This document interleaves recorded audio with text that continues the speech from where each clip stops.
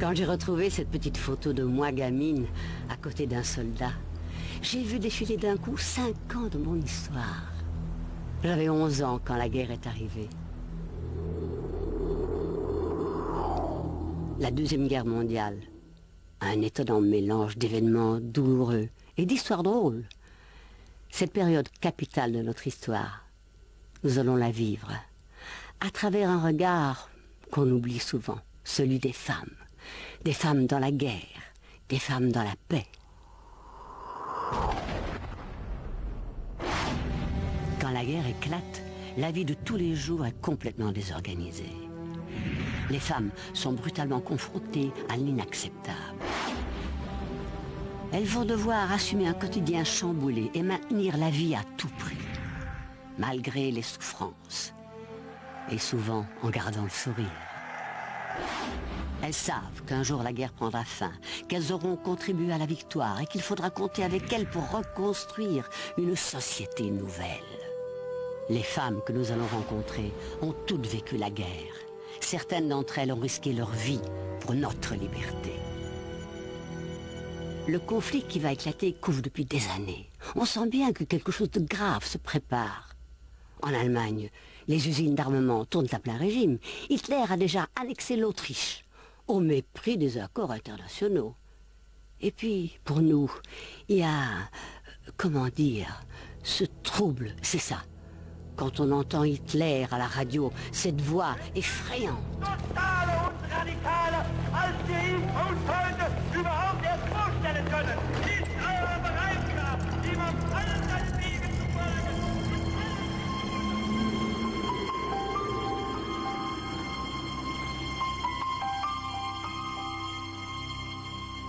C'est de plus en plus clair. Les nazis veulent se rendre maîtres de l'Europe et peut-être même du monde. Le 1er septembre 1939, l'armée allemande envahit la Pologne. Le bruit des bottes devient assourdissant. C'est la guerre. Le vendredi 10 mai 1940, aux premières lueurs de l'aube, les escadrilles de la Luftwaffe survolent la Belgique. Les bombardements sont intensifs. La stratégie allemande est redoutablement efficace. Les avions pilonnent d'abord les positions belges. Ensuite, les troupes aéroportées et les unités terrestres se lancent à l'assaut du pays.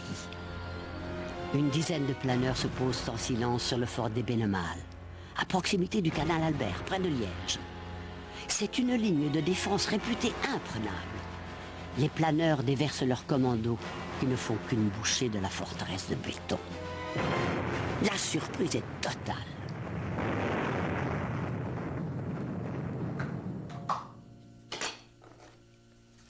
En mai 40, Andrée Dumont va avoir 18 ans. Elle rêve de poursuivre des études, l'éducation physique ou les arts plastiques. Elle n'aura pas le temps de choisir. Le matin du 10 mai, tous ses projets s'effondrent. Un bruit épouvantable réveille toute la famille. Pour nous, ça a été vraiment comme une pierre qui tombe dans un lac. À 5h, 5h30 du matin, on a été réveillés, chacun de son côté dans sa chambre. On s'est tous précipités sur la terrasse, on entendait un bruit assourdissant. Et quand on s'est trouvé sur la terrasse, on a vu, ça aurait pu être très beau si ce n'était pas si dramatique, mais tous des oiseaux argentés qui passaient dans le ciel, mais serrés les uns contre les autres. Et très vite, on a entendu des bombes tomber alors. Il y a des bombes qui sont tombées sur Bruxelles et entre autres sur le terrain d'aviation. Il y a des avions qui ont été bombardés au sol. Ils n'ont pas eu le temps de partir. C'est déjà le coup de grâce. La moitié des appareils de la force aérienne belge est clouée au sol dès le premier jour. L'armée allemande avance, irrésistiblement, et les Belges se jettent sur les routes de l'Exode.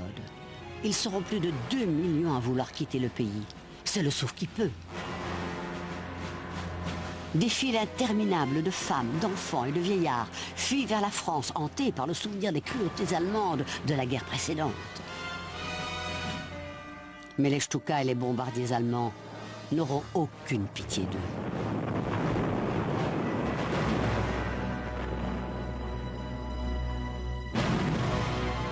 Les réfugiés sont désemparés. Certains, après avoir tenté l'aventure de l'évacuation, sont très vite rentrés chez eux. Pour Nicole Neven, cette aventure s'est achevée avant même d'avoir commencé. Fille unique d'une famille de petits commerçants de Boisfort, Nicole avait 8 ans au moment de la guerre. Elle évoque avec beaucoup d'humour les souvenirs qu'elle a gardés de cette époque. Nous avons eu un jour un agent de police qui est venu sonner et qui a dit, voilà, il faut quitter les maisons, il faut partir, il faut évacuer, il faut partir de la maison. Là, nous étions rue du Buis. Mon père était déjà réquisitionné, donc j'étais avec maman. On avait un canari, alors on s'est dit, bon, on va partir. On ne va pas lâcher le canari dans la nature, parce que qu'est-ce qui va passer? Il va mourir de faim. Maman a tordu le cou au canari. On est parti dans un sac, quelques blouses, une dizaine de boîtes de sardines, parce qu'on s'est dit si on a faim. On est reparti jusqu'au bout du village. On a atterri dans une maison rue des Béguinettes. Il y avait des matelas dans les caves. On est descendu dans ces caves. Puis on est resté là un jour, une nuit. Et puis on s'est dit, ben, on est au bout de Boisfort. Alors, on ne va pas aller plus loin. Qu'est-ce qu'on va faire? Comment on va y arriver? Alors, maman a décidé qu'on rentrait dans nos maisons. Et on s'est dit, mourir pour mourir. Si on meurt sur les routes, autant mourir chez nous.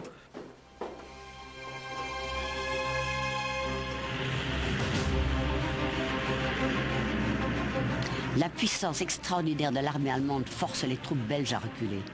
On ne fait pas le poids, c'est évident. Les Allemands vont nous écrabouiller. Le roi Léopold III réunit ses ministres au château de Weinendahl. Que faire? Pour Hubert Pierlot, Premier ministre, c'est clair. Le roi doit quitter le pays et continuer la lutte depuis l'étranger. Mais le roi refuse. Pour lui, les Allemands ont gagné. Et il veut limiter la casse. Il veut rester aux côtés de la population. La rupture avec le gouvernement est totale. Léopold prendra seul la décision de capituler le 28 mai 1940. Les soldats belges sont faits prisonniers. La capitulation leur a sauvé la vie. Léopold III, lui, est assigné à résidence à Laeken. Il est privé de tout pouvoir, mais sa popularité reste intacte. Et puis un jour, de 1941, les Belges apprendront avec stupéfaction son remariage avec une certaine Liliane Bals. Notre armée a tenu le coup pendant 18 jours. 20 000 Belges ont perdu la vie, dont 2 tiers de civils. Les Allemands sont désormais chez nous comme chez eux. Ils s'installent, ils s'organisent, les collabos sortent de l'ombre. En exil à Londres, les ministres Paul-Henri Spaak et Camille Guth veulent maintenir l'activité économique de la Belgique sans collaborer avec l'ennemi. Cette politique du moindre mal n'empêche pas la mise à sac du pays. Le pillage économique est savamment orchestré. En 1942, l'occupant instaure le travail obligatoire. Les hommes jeunes sont obligés de rejoindre des camps de travail ou des usines en Allemagne. Ils s'ajoutent aux dizaines de milliers de prisonniers de guerre qui croupissent dans les stalags. Ils laissent au pays leurs femmes et leurs enfants pour de longues années d'incertitude. Et c'est ainsi que la vie se déroule pour les femmes. Attendre, dans l'angoisse, le retour d'un mari, d'un père ou d'un fils. Elles sont seules, les femmes, et elles n'ont pas le choix. Les responsabilités que les hommes leur ont abandonnées, il faut qu'elles les assument.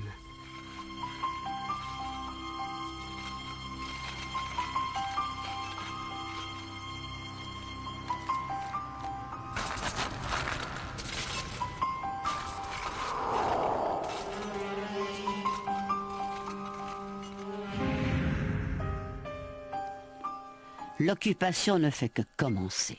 La nourriture est rationnée. Il faut se procurer des timbres de ravitaillement pour en avoir. Enfin, s'il en reste. À la fin de 1940, la quantité de viande passe de 120 à 50 grammes et dégringole jusqu'à 30 grammes par jour, avec les os, s'il vous plaît.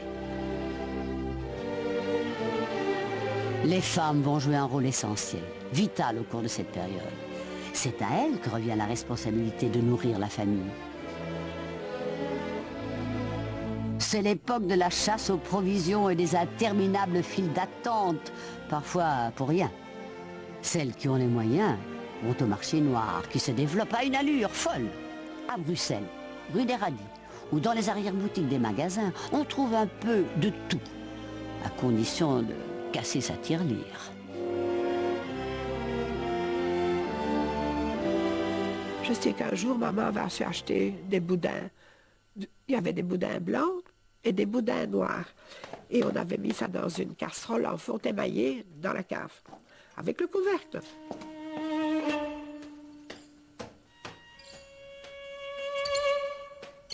Et puis, le lendemain, quand on a voulu entamer nos boudins, il y a un chat qui s'était faufilé dans la cave, qui était parvenu à soulever ce couvercle et à mordre une fois dans chaque boudin. Mais je vous assure qu'on ne s'en est pas gêné, on les a mangés, on les a cuits, et personne n'est mort, personne n'a eu de maladie, rien du tout. Donc, le chat aussi, lui, avait faim. Et je vous assure, on a râlé sec, hein. Partout, on fait du troc. À Bruxelles, on dit smokkelé. Du lard contre du chocolat contre du café. Mais et pour les légumes? Mais pas de problème, on fait pousser les choux dans les parterres de fleurs. Même les parcs publics sont transformés en potagers. Les contrôles allemands sont sévères, mais ça n'empêche pas les femmes de partir en expédition à la campagne.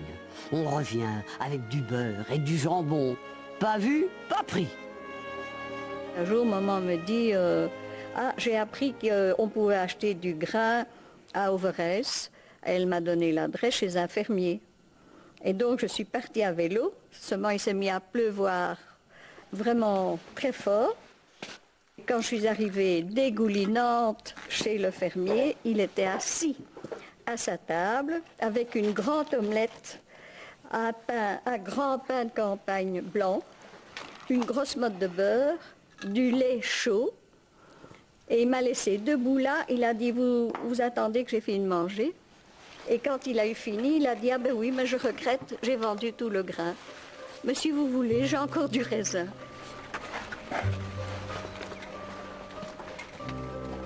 Il n'y a pas que la nourriture qui manque. La pénurie de combustible est permanente. Pour lutter contre le froid, il faut encore faire preuve d'astuce avec un mot d'ordre. Rien ne doit se perdre.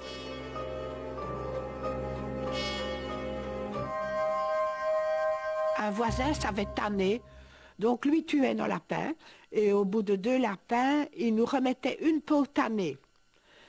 Il en gardait une pour lui parce qu'il en faisait quelque chose. Enfin, tanner, vous savez.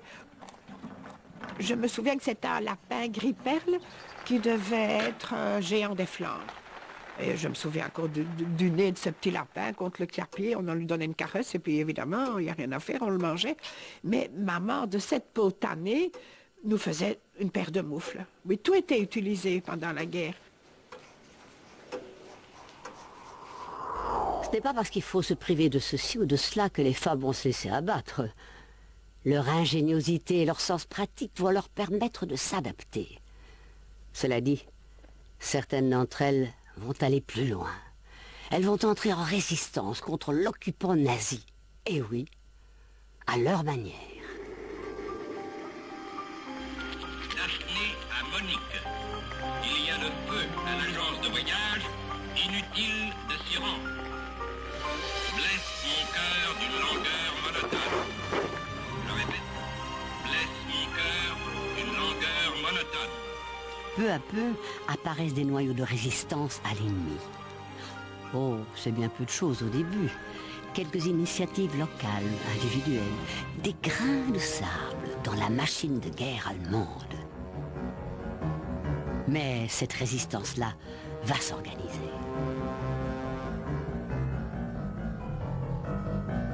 On écoute Radio Londres et puis surtout une presse clandestine renaît. Plus tard, des émetteurs mobiles communiqueront des informations en messages codés. C'est le temps des espions, de la stratégie du renseignement. La grande époque des services secrets va commencer. Les femmes qui s'y engagent vont évoluer dans la résistance à l'égal des hommes, en courant les mêmes risques. Pour certaines d'entre elles, la décision est prise. Elles entreront dans les réseaux. L'année 1942 reste gravée dans la mémoire d'André Guelen. Toute jeune institutrice, elle découvre un jour une réalité qu'elle n'aurait jamais pu soupçonner. Et cela va radicalement changer son destin. J'enseignais dans une école tout près de la rue Haute et j'ai vu des enfants arriver avec une étoile. Et c'est vraiment pour moi la première image à la fois de ce que c'était que le nazisme et de ce qu'était la guerre, mais une guerre faite aux enfants. C'était dur à avaler. Hein.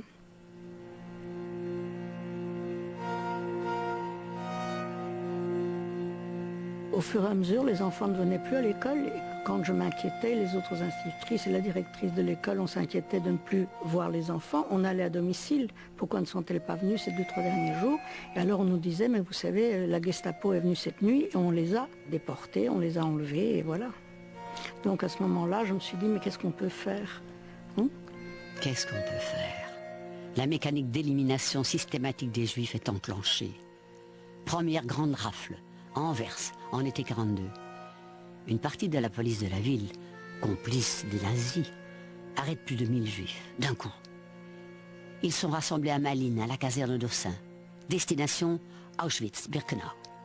On pense camp de travail, mais les parents avec les enfants, bizarre. Un comité de défense des Juifs, le CDJ, s'organise. Il faut sauver les petits. André Guelen s'engage dans cette action à haut risque, avec une dizaine d'autres femmes juives et non juives.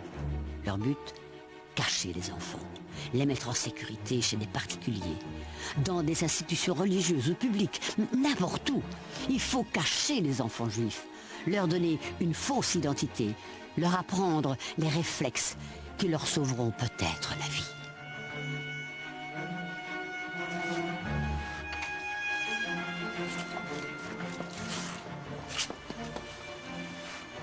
Ces mamans, elles m'avaient vue une fois dans leur vie et la deuxième fois, je venais chercher leur enfant. Il fallait vraiment qu'elles aient une très grande confiance.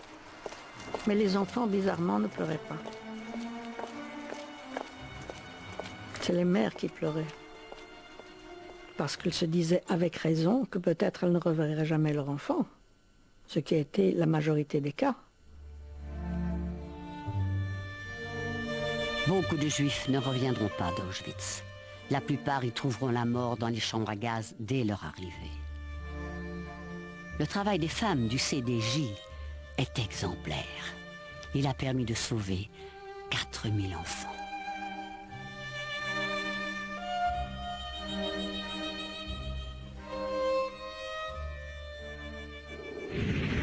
Vous vous souvenez de l'autre André, André Dumont, la jeune fille qui avait été réveillée par les avions d'argent dans un ciel tout bleu?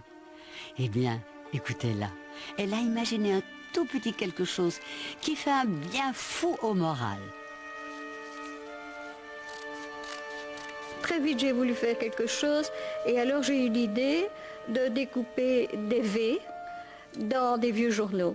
Je pliais les journaux en plusieurs fois et j'en ai rempli une valise. Et comme je faisais beaucoup de vélo, j'ai été à vélo partout au bois, avenue Franklin-Roosevelt.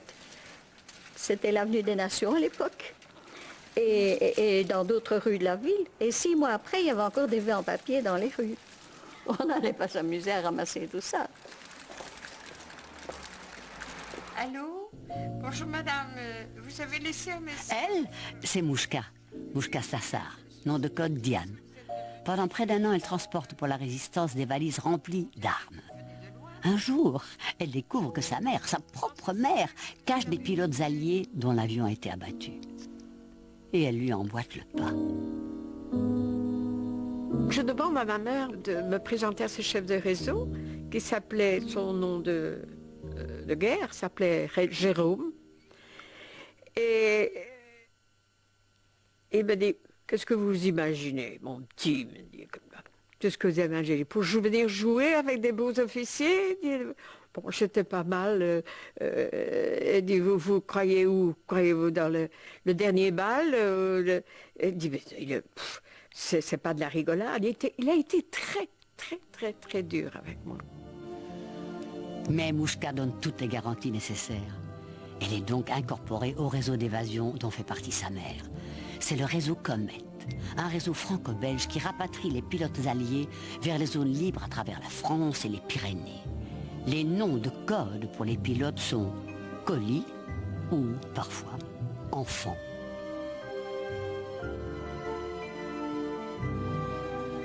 J'en ai fait des kilomètres à pied, vous savez. J'allais les chercher dans le sud de la Belgique et on traversait tous les petits villages et on se cachait souvent dans les sous-bois parce que quand vous entendez 6 personnes qui marchent sur le macadam, sur les routes, les patrouilles de contrôle entendent ce bruit, ça résonne.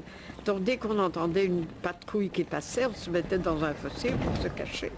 Parce que principalement c'était la nuit que l'on marchait. Je crois que ça paraît déjà plus normal si par exemple on n'a qu'un aviateur, eh bien on peut se faire passer, personnellement je ne l'ai jamais fait, mais d'autres l'ont fait, se faire passer pour des fiancés par exemple. Hein. Maintenant quand on en a 2 ou 3, ce qui m'est arrivé, là c'est peut-être plus difficile, mais comme je paraissais très très jeune, j'avais toujours des soquettes et les cheveux au vent, enfin je paraissais vraiment très jeune. La plus belle preuve, c'est que quand j'ai été arrêtée, il y a une surveillante allemande qui m'a dit, elle a fait comme ça, elle a secoué la tête, elle a dit « Oh, mais vous n'allez pas rester longtemps, nous n'arrêtons pas les enfants ». C'est certain qu'une gamine, pour les Allemands, ils ne s'imaginaient pas qu'une gamine pouvait faire la résistance. Hein. Ces gamines permettront à plus de 800 aviateurs de reprendre le combat. Anglais, Australiens, Polonais, mais aussi Américains. Ceux-ci sont entrés en guerre après l'attaque japonaise contre la base américaine de Pearl Harbor, le 7 décembre 1941. La guerre devient mondiale.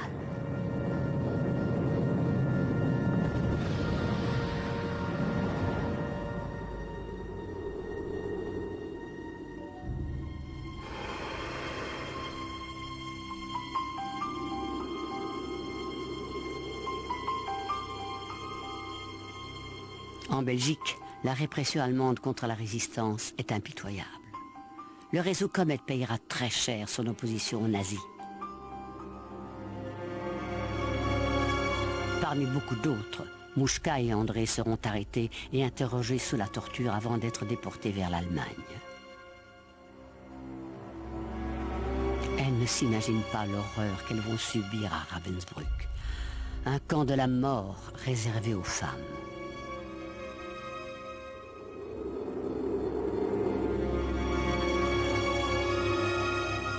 Quand on arrive au camp de Ravensbrück, on voit des baraquements avec des petits jardinets, des fleurs, c'est pimpant. On dit, oh, mais ça, si on est dans un camp comme ça, c'est magnifique. Mais on continue, et puis il y a une énorme porte en bois, mais avec des grosses barres de fer, enfin quelque chose de très très costaud. Et quand cette porte s'ouvre, on a l'impression qu'on entre en enfer.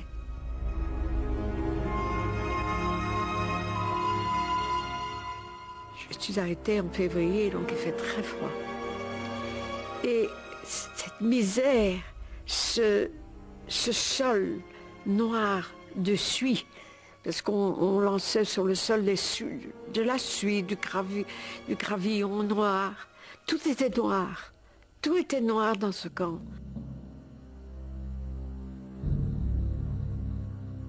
Il y avait quelque chose de terrible dans tous les camps d'ailleurs, c'est l'appel du matin. Donc très tôt le matin, on doit se lever sans avoir mangé rien du tout et on doit faire l'appel. Pendant des heures, on doit rester debout, immobile, que les Allemands aient le temps de compter. Et comme ils n'arrivent jamais au nombre juste, on recommence. Et par exemple, là, j'ai eu une compagne qui avait eu la poliomyélite étant jeune, et qui donc boitait très fort.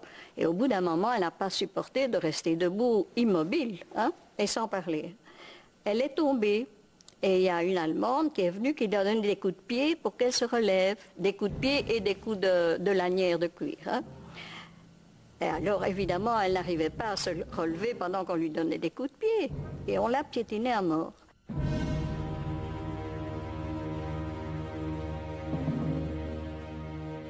Ici, il faut se faire tout petit, le plus petit possible. Jamais faire des coups d'éclat. Je crois que c'est ça, c'était ça, ce que nous devions faire. Mais tout le monde n'a pas ce caractère.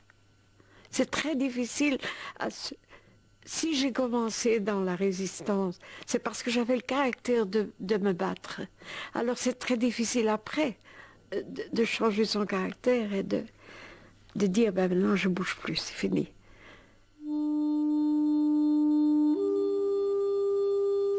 Les femmes détenues à Ravensbrück travaillent pour les entreprises agricoles, les services de voirie et les usines de la région.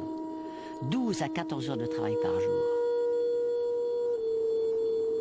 Mouchka fera partie d'un commando chargé de l'abattage des arbres. Il fallait couper un arbre, en faire des stères. En faire des stères, mais sous la neige, il neigeait, il faisait très froid. Mais ça m'a aidé, j'étais en dehors de la vermine, j'étais en dehors de la crasse.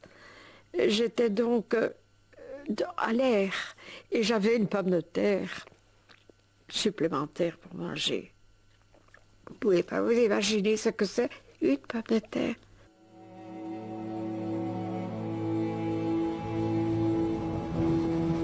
Plus tard, Mouchka, André et 400 compagnes de captivité sont transférés à Mauthausen.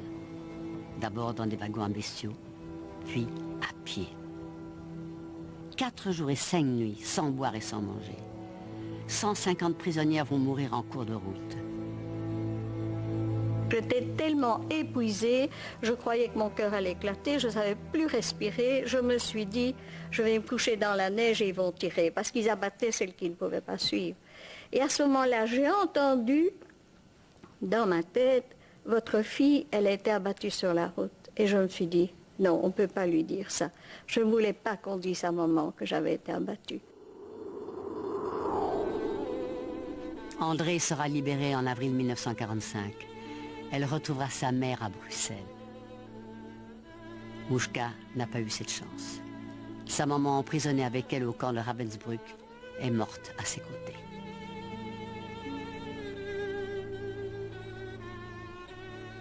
Je vous ai dit que l'entraide entre des femmes était magnifique. Femmes d'Europe. Mais cette Allemande qui était Schwester, qui était infirmière, elle voulait que je sorte de ce rêve. Je dis, mais laissez-moi un peu près de ma mère encore. Allez, vous voulez rester? Ben vous allez rester. Elle dit, vous la prenez, vous la mettez dans le Waschraum, c'est-à-dire dans la, entre parenthèses, dans les douches. Vous la mettez là sur les autres cadavres. Et c'est ce que j'ai dû faire. J'ai dû prendre ma mère dans les bras et la poser sur d'autres cadavres. Et ça c'est affreux. C'est affreux, je suis restée près d'elle, là. On n'a plus conscience, on ne sait plus où on en est. On ne sait plus.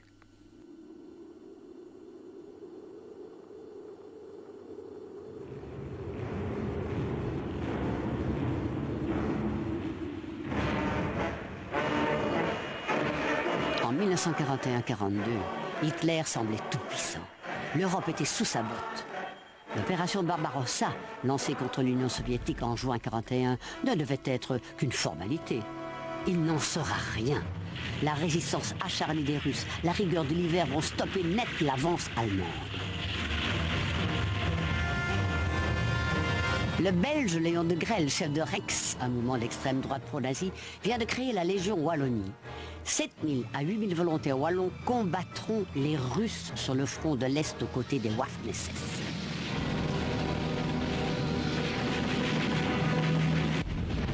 Stalingrad, ville symbole. Si elle tombe, la Russie s'écroulera. Et c'est tout le contraire qui se passe. Les Russes repoussent les Allemands qui déposent les armes. En février 1943, Hitler est battu à l'Est. Cette défaite allemande est un tournant décisif dans la Seconde Guerre mondiale. La débâcle de l'armée nazie retentit jusque dans les foyers belges. La radio clandestine, que l'on écoute l'oreille collée au diffuseur, redonne l'espoir à la population. On dirait que la roue tourne pour les Alliés. Le jour J n'est plus très loin.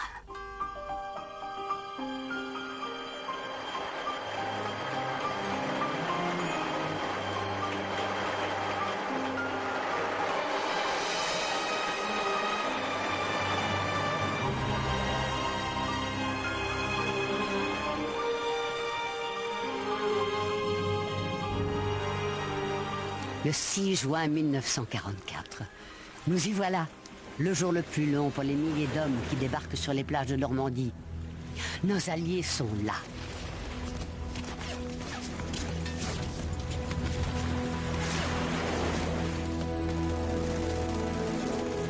Quel combat! Et n'allez pas croire que le débarquement n'a duré qu'un jour. La bataille de Normandie fera rage pendant plus de 3 mois. Les Belges y prendront part. Les 2200 hommes de la brigade Piron débarquent au mois d'août pour libérer la côte fleurie avant de foncer vers la frontière belge.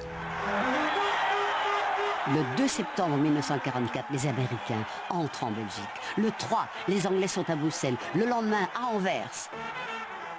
Le port tombe, intact aux mains des Alliés grâce à la résistance. La libération est en marche.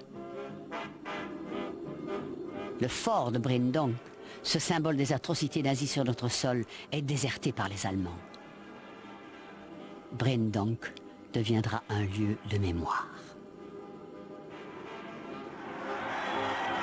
En 10 jours, toute la Belgique est pratiquement libérée.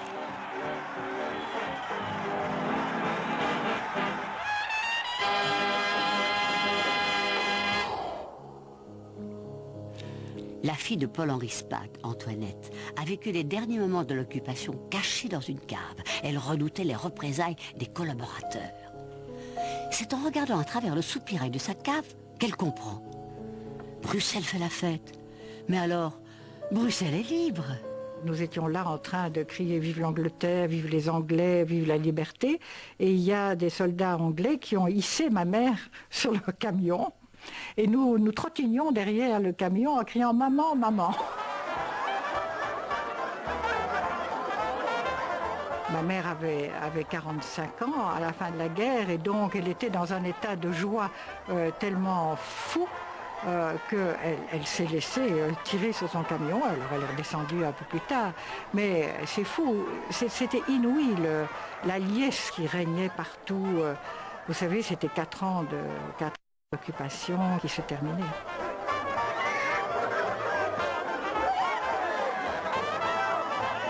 Il y avait une euphorie, une joie. On chantait, on sautait, on dansait.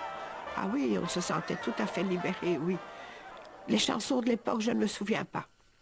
Si, c'était « It's a long way to Tipperary, it's a long way to you ». Et puis, je ne sais plus, hein. It's a long way to Tipperary, it's a long way to go. Maman avait teint des draps de lit, en jaune, en rouge et en noir, et elle m'avait fabriqué une robe. Donc on sortait à la rue avec une robe en coton belge. C'était pas très élégant, mais enfin, on prouvait notre reconnaissance. Et on se sentait belge à nouveau.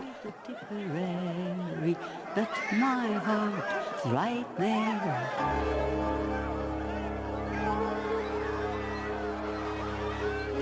Des scènes de joie et des scènes de vengeance dégradantes. Les femmes tondues, livrées au hurlement d'un public aveuglé. Elles ont couché avec l'Allemand, qu'on les tonde. Pour un peu, on les aurait lynchées. La victoire, pas toujours glorieuse. Les soldats américains et anglais ont la côte.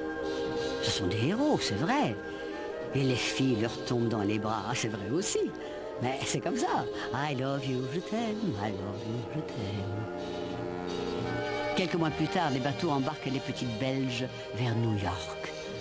Lune de miel, sans lendemain pour beaucoup d'entre elles.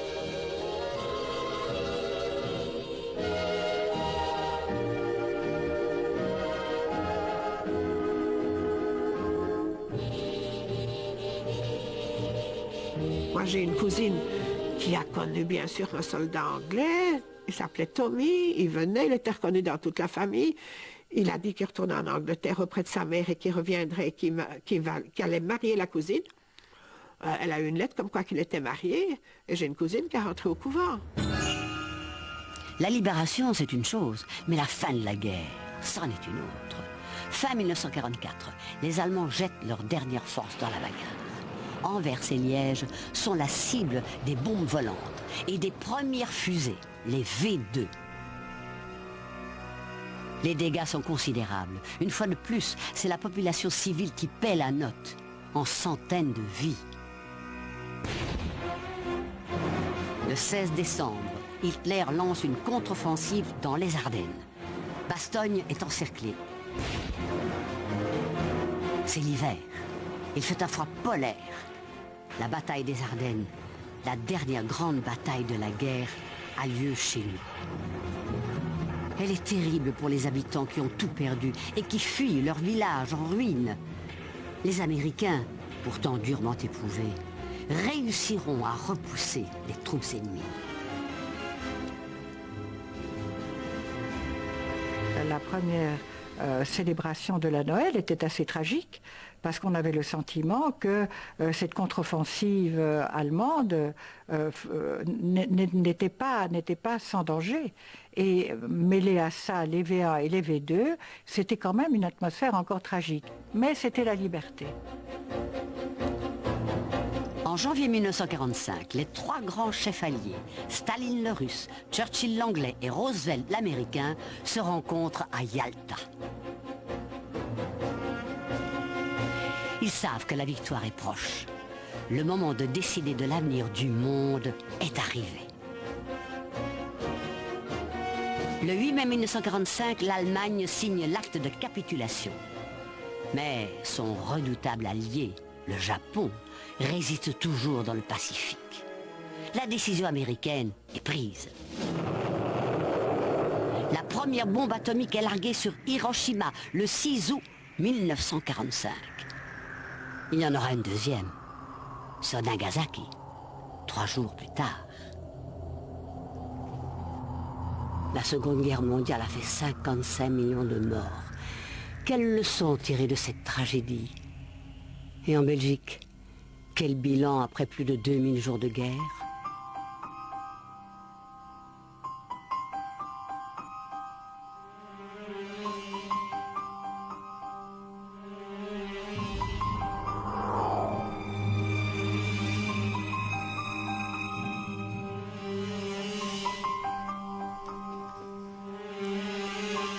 La Belgique, comme les autres pays, compte ses morts. Près de 55 000 Belges ont perdu la vie au cours de la guerre. Des civils pour la plupart.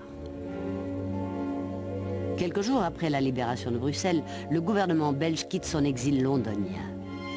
D'emblée, il faut restaurer le régime politique, retrouver la voie de la démocratie et rendre la justice. Les Wallons et les Flamands qui ont collaboré avec l'ennemi seront poursuivis et jugés.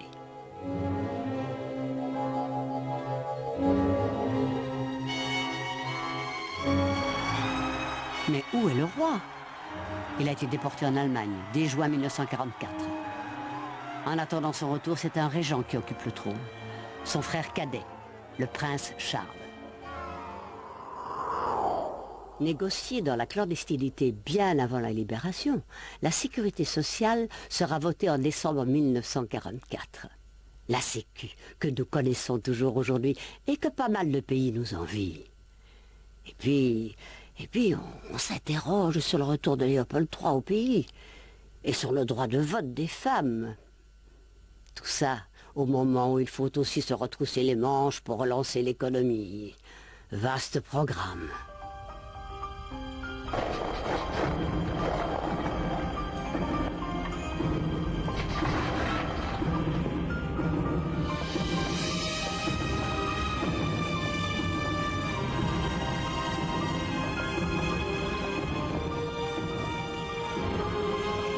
conditions de travail pénibles et dangereuses des charbonnages n'incitent plus les Belges à descendre au fond des mines.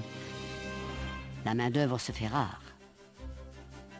Les travailleurs italiens seront sollicités pour permettre à la Belgique de gagner la bataille du charbon. En juin 1946, Achille Van Acker, Premier ministre et ministre du Charbon, signe un accord avec le gouvernement italien.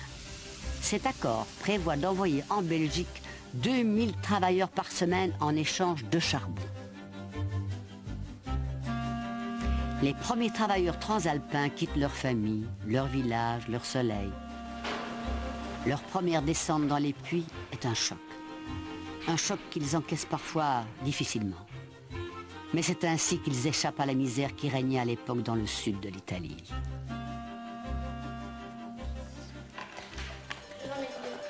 C'est bien la perspective d'un avenir meilleur qui a convaincu le papa de Maria Amadeo. Il décide de quitter la Calabre en décembre 1948.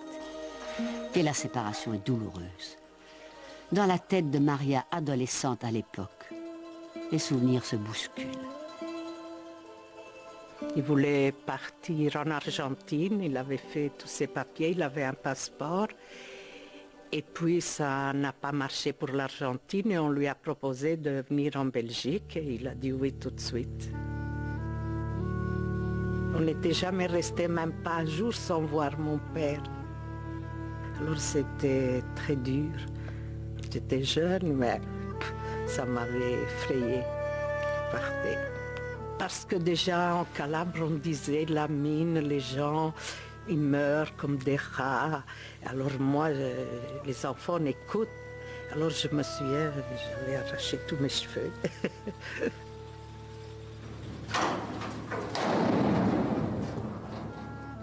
Mon papa nous avait dit, quand vous arrivez, ça ne sera pas Charleroi, ça sera Carleroy. Parce qu'en Italie, ça se lisait Carleroy. Et je me souviens, il y avait une tour.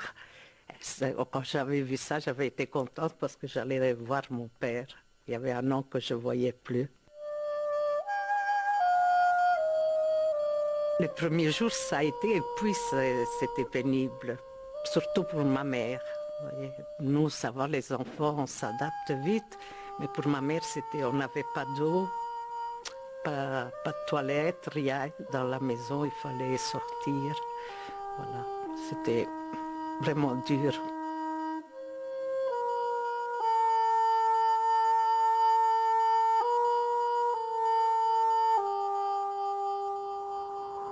Ça n'a pas été facile pour les Italiens. Mais revenons-en à notre histoire. Au sortir de la guerre, les États-Unis déclenchent le plan Marshall pour aider l'Europe à se reconstruire. La Belgique en profitera peu. Son économie est presque intacte. On aurait pu la moderniser, mais on ne l'a pas fait. Et on s'en mordra les doigts. Non, pour le moment, ce qui agite et divise le pays, c'est la question royale. Ça va chauffer.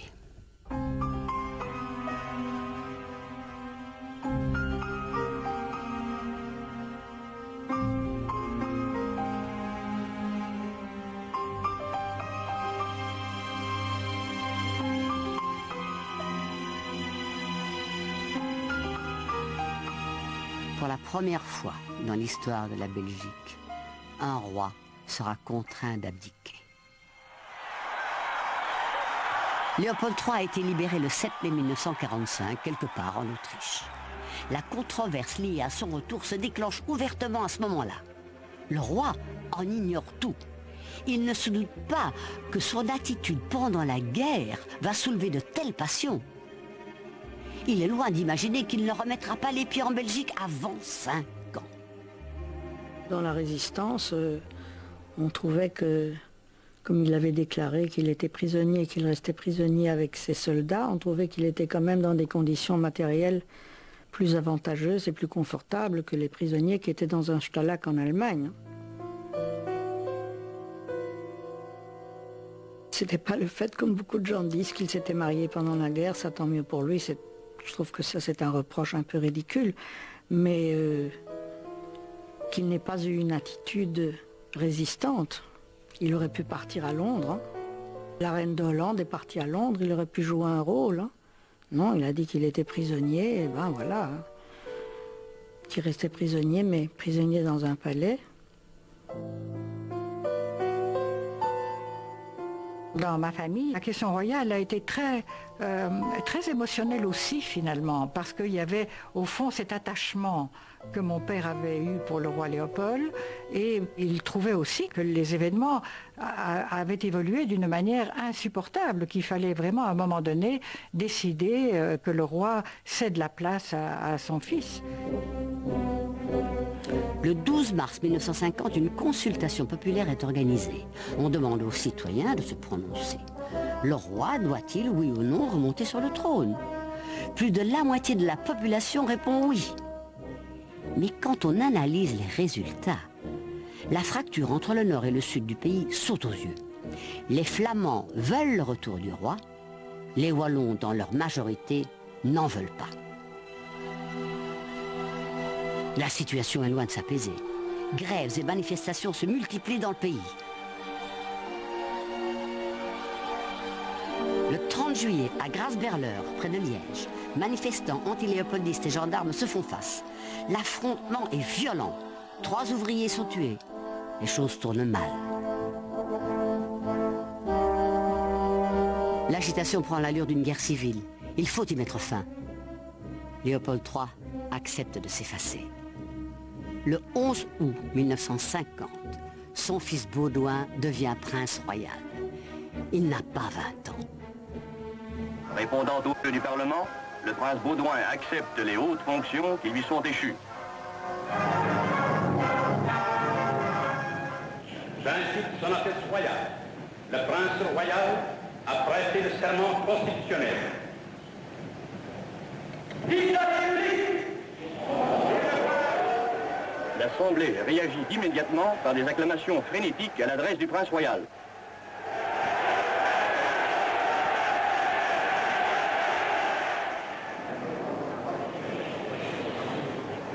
Je jure d'observer la Constitution et les lois du peuple belge, de maintenir l'indépendance nationale et l'intégrité du territoire. Vive la République! Ce cri proféré par un député communiste sera vite étouffé. Quelques jours plus tard, Julien Lahaut, le président du Parti communiste, est abattu devant son domicile. C'est un assassinat politique. Il déclenche des vagues de protestation dans les milieux de gauche. Aujourd'hui, cet assassinat n'est toujours pas entièrement élucidé. Quelques années se sont écoulées depuis la fin de la guerre. Et pour les femmes, les choses se passent comme si on voulait oublier le rôle qu'elles y ont joué. Qu'elles retournent à leurs fourneaux.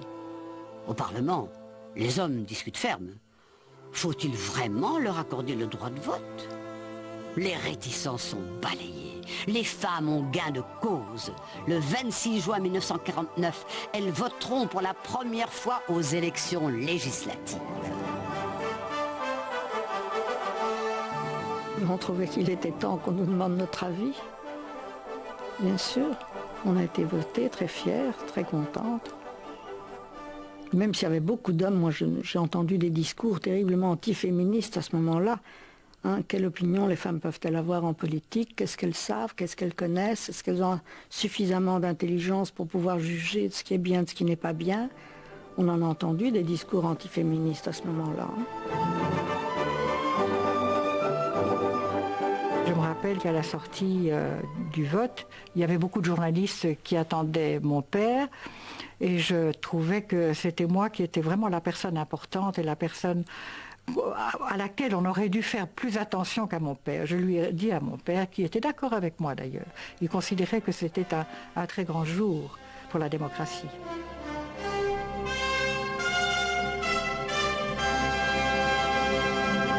Ainsi, celles qui ont assumé la guerre, qui ont quitté leur foyer pour les usines ou la résistance, ont enfin obtenu la citoyenneté politique. Ce n'est pas rien dans une société dirigée par des hommes. Plus fondamental encore, elles transmettront à leurs filles le désir d'une autre vie. 10 ans ont passé, nous voici en 1950. Baudouin est prince royal, mais pas encore roi. Après avoir frôlé la guerre civile, le pays a retrouvé le calme. Le calme. Nous savons, nous, qu'en Belgique, Quand il ne pleut pas, c'est qu'il a plu, ou qu'il va pleuvoir.